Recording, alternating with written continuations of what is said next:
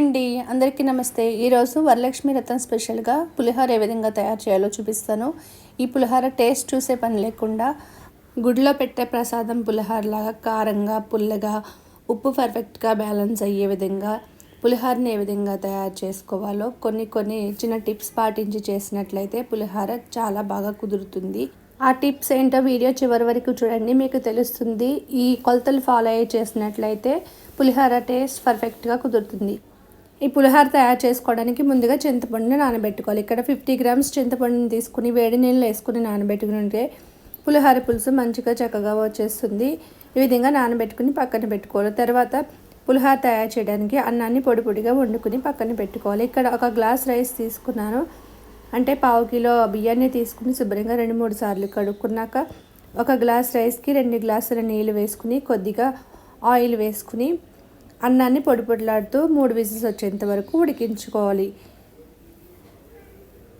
మనం చేసుకునే పులిహోరకు అన్నం ఇప్పుడు పొడి పొడిలాడుతూ ఉంచుకోవాలండి. అలా ఉడికించుకుంటేనే పులిహోర టేస్ట్గా వస్తుంది, పొడి పొడిలాడుతూ కూడా వస్తుంది. పండుగలు ఎప్పుడు ఎక్కువ హడావిడి లేకుండా సింపుల్గా ఈ విధంగా పులిహోర చేసుకోవాలంటే ఒక మిక్సీ జార్ తీసుకుని దాంట్లోకి 1 టేబుల్ స్పూన్ ఆవాలు, 1 ఇంచు అల్లం ముక్క వేసుకుని కొద్దిగా వాటర్ వేసుకుని మెత్తగా గ్రైండ్ చేసుకుని పక్కన పెట్టుకోవాలి. ఇప్పుడు ముందుగా ఉడికించుకున్న అన్నాన్ని పళ్ళెంలోకి వేసుకుని అన్నం వేడిగా ఉండగానే 1 టీ స్పూన్ పసుపు, 1 టేబుల్ స్పూన్ సాల్ట్, 2 రెమ్మల కరివేపాకు, 4 పచ్చిమిర్చి ముక్కలుగా కట్ చేసుకుని వేసుకోవాలి. అలాగే 4 టేబుల్ స్పూన్ల వేరుశనగ నూనె వేసుకోవాలి. వేరుశనగ నూనె పచ్చి ఆయిలే వేసుకోవాలి, లేకపోతే నువ్వుల నూనె అయినా వేసుకోవచ్చు. ఈ విధంగా నూనె వేయడం వల్ల పులిహోర టేస్ట్ మరింత బాగుంటుందండి.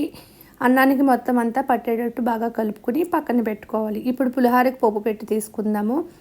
స్టవ్ వెలిగించుకుని కడాయి పెట్టుకుని అందులోకి 2 టేబుల్ స్పూన్స్ ఆయిల్ వేసుకుని ఆయిల్ బాగా వేడయ్యాక 2 టేబుల్ స్పూన్స్ వేరుశనగ గుళ్ళు వేసుకుని ద్వారగా ఫ్రై చేసుకున్నాక ఇందులోకి 1 టేబుల్ స్పూన్ శనగపప్పు, 1 టేబుల్ స్పూన్ మినప్పప్పు, 1/2 టేబుల్ స్పూన్ ఆవాలు, 4 ఎండుమిర్చి, 1/2 టీ స్పూన్ మెంతులు, 2 కరివేపాకు రెబ్బలు వేసుకుని బాగా దోరగా ఫ్రై చేసుకోవాలి. ఈ విధంగా ఫ్రై చేసుకున్న పోపునంతటిని ఒక ప్లేట్లోకి తీసుకుని పక్కన పెట్టుకోవాలి. మళ్ళీ అదే కడాయిలోకి మనం చింతపండుని ఉడికించి తీసుకుందాం.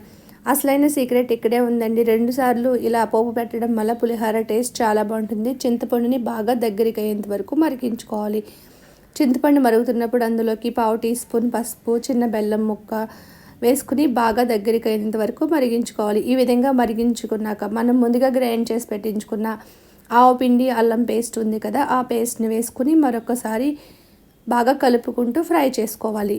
ఈ విధంగా ఫ్రై అయ్యాక చివరిగా ఇందులోకి కాస్త ఇంగువని వేసుకుని స్టవ్ ఆఫ్ చేసేసి బాగా కలుపుకొని పక్కన పెట్టుకోవాలి. మనం పసుపు ఆయిల్ కలిపి పెట్టిన అన్నంలోకి ఉడికించుకున్న చింతపండు గుజ్జుని వేసుకుని చింతపండు అంతా అన్నానికి పట్టేటట్టు బాగా కలుపుకోవాలి. ఇలా కలుపుకున్నాక చివరిగా ముందుగా ఫ్రై చేసి పెట్టించుకున్న పోపులన్నిటిని వేసుకోవాలి.